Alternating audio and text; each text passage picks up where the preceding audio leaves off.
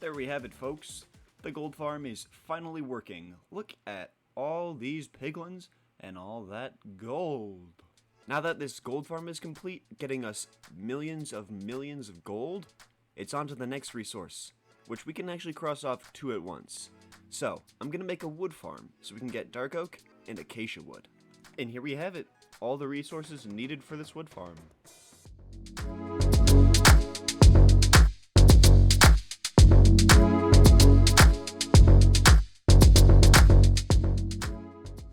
And folks, here we have a nice, simple little wood farm. Unfortunately, I did realize that this doesn't farm us dark oak, so we can only farm acacia with this. So we're gonna have to do the dark oak by hand, but this works perfectly well for the acacia. So I'm gonna get all the acacia we're gonna need.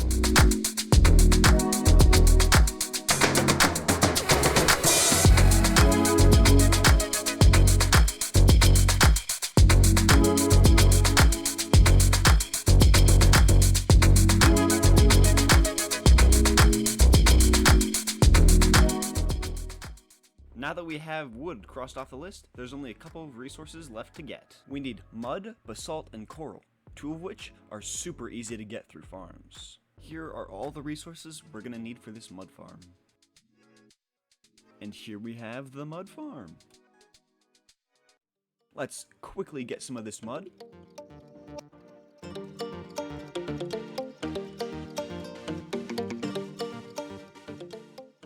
And we've got all the mud we will ever need. With that, this entire corner of my industrial district is full of materials for this build.